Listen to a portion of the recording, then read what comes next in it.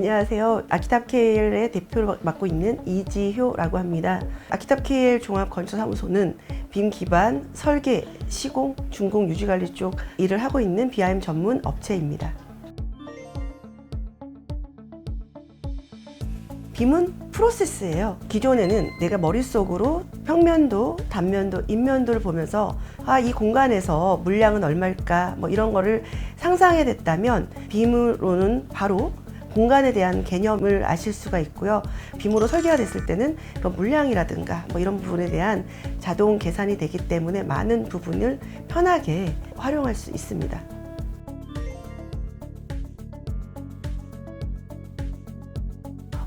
이전에 제가 빔을 해야 됩니다 하면 그 3D CAD 아니에요? 라고 얘기하시고, 건축하시는 분들은 레빗, 그다음에 토목하시는 분들은 시빌 3D, 그다음에 마이크로스테이션, 이렇게 특정 툴을 생각하시는 분들이 많습니다. 근데 빔은 하나의 툴로 모든 게 완성되는 건 아닙니다. 레빗 쓰면 다 되는 거 아니야? 라가 아니라 설계 때는 어떤 툴을 쓰고, 그다음 제작하기 위해서는 예를 들면 커트롤이 비정형이잖아요. 레빗에서는 좌표값 추출이 안 됩니다. 그냥 레빗은 형상만 갖고 있을 뿐이에요. 그럼 좌표값 추출하기 위해서는 카티아나, 라이노나 이런 툴을 쓰셔야 됩니다. 그래서 각 목적에 맞게 이 툴을 잘 써서 이 프로젝트를 완성시키는 게 저는 빔이라고 생각을 합니다.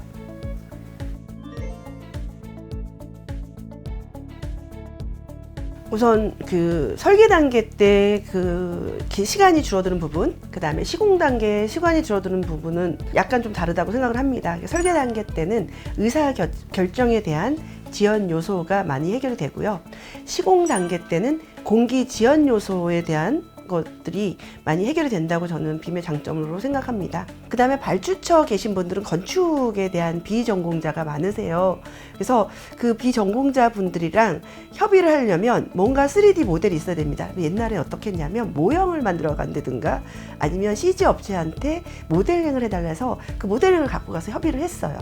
이제 빔으로는 그 자리에서 바로 노트북으로 바꾸면서 협의가 가능합니다. 그러면 그 협의하는 시간에 줄어드는 그런 부분들이 그 지연 요소를 줄일 수 있다고 생각합니다. 왜냐하면 회의가 하나의 프로젝트가 만약 저희가 기본 설계 3개월을 한다 그러면 매주 조정 회의를 한다고 했을 때 그런 협의점에서 많은 부분을 줄일 수가 있다 생각하고요.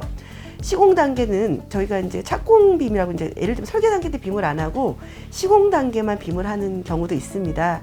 그럴 땐 저희가 실시 설계 도서로 전체 모델링을 합니다. 그래서 간섭이 생길 것 같고 이 간섭을 갖고 어떻게 해결할 것인지를 조율을 하고요. 그런 다음에 조율된 거 갖고 발주를 냅니다.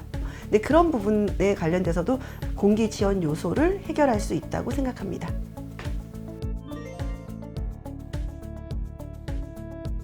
우선 인식이라고 첫 번째 말씀드리고 싶고요. 왜냐하면 그전에는 빔은 3D다, 빔은 레빗이다 라는 툴로 생각했다면 이제는 빔에 대해서 어떤 장단점이 있는지, 그 다음에 빔에 대한 도입을 좀 각사들마다 많이 하고 있고요.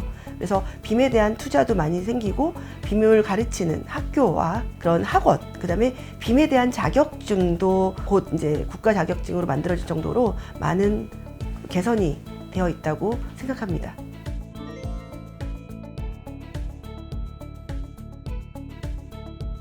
이제 싱가포르 같은 경우는 국가 주도로 빔을 시작을 해서 제 기억에 2007년도, 2008년도 이럴 때 싱가포르이 우리나라에 와서 빔에 대한 기술을 배워갔습니다. 근데 지금은 우리나라가 싱가포르에 가서 빔을 배웁니다. 전에 싱가포르 계셨던 분이 그 인터뷰에서 그렇게 얘기하신 적이 있어요. 자기는 설계나 시공 과정은 별로 중요시하게 생각하지 않는다. 본인들이 빔을 활성화시키는 이유는 준공된 빔을 받아서 유지관리에 활용하는 거라고 얘기를 했거든요. 그래서 해외에서는 빔이 활성화되는 그런 부분에 있어서 우선 돈을 따지다기보다는 결과치, 그 다음에 과정보다는 나중에 우리가 이 데이터를 만들어서 얼마나 잘 활용할 수 있는가 부분을 갖고 포커스를 가졌기 때문에 처음에 빔을 우리나라 도입했을 때 3D CAD라는 용어로 거의 CG처럼 썼다고 하잖아요. 저는 빔은 모델링이 아니라 프로세스로 발전해야지만 이 사업도 발전되고 그 다음에 우리가 항상 얘기하는 스마트 건설의 기반을 만들 수 있다고 생각합니다. 앞서 잠깐 말씀드렸듯이 설계 단계부터 그 다음에 시공, 준공, 유지관리까지 전체를 이룰 수 있는 저는 툴은 빔에 밖에 없다고 생각합니다.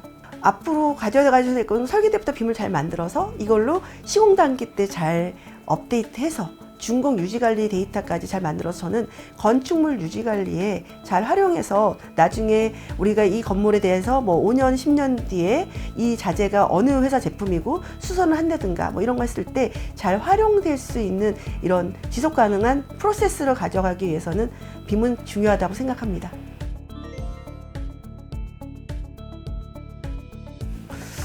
저는 지금 이 질문에 사실 갈등이 되는데요. 제가 전에는 아키걸이라고 얘기할 정도로 아키캐드를 너무 사랑하고 빔을 너무 사랑했는데요. 생각보다 이 시장이 저는 되게 활성화되고 잘 될 거라 생각했는데 너무 많이 주춤하는 거에 내가 이 열정을 가지고 만일 다른 일을 했다면 얼마나 더 잘 돼 있지 않을까라는 생각을 좀 해본 적이 있었었는데 저는 다시 태어난다면 어쨌든 빔을 또 할 것 같고요. 제가 빔을 했기 때문에 이 자리에서 인터뷰를 할 수 있지 않을까라고 생각합니다.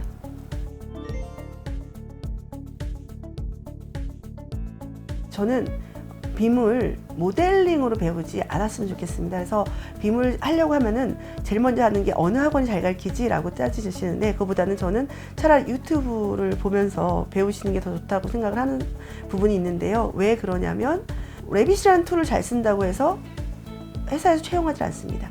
우선은 이 레빗이라는 툴을 활용해서 내가 얼마나 도면을 잘 이해하고 그 다음에 공간감을 이해했는지, 법규를 이해했는지, 그 다음에 시공적인 부분들을 얼마큼 이해했는지가 더 중요하다고 생각합니다. 그래서 빔 툴은 내가 취업하기 위해서 요즘에는 알아두면 당연히 알파가 되는 프로세스지만 도면을 못 보는 빔 모델러는 그냥 모델러일 뿐입니다. 근데 도면을 읽을 줄 아는 빔 사용자는 엔지니어입니다. 그래서 저는 빔을 하실 때 엔지니어가 되려고 하시지 모델러가 되려고 하지 않았으면 좋겠습니다. 그래서 학생분들이 좀 더 도면을 잘 보고 빔 툴을 사용하고 그 다음에 도면을 내가 볼 수 있다. 그러면 아마 시공사에서 바로 모셔갈 거예요.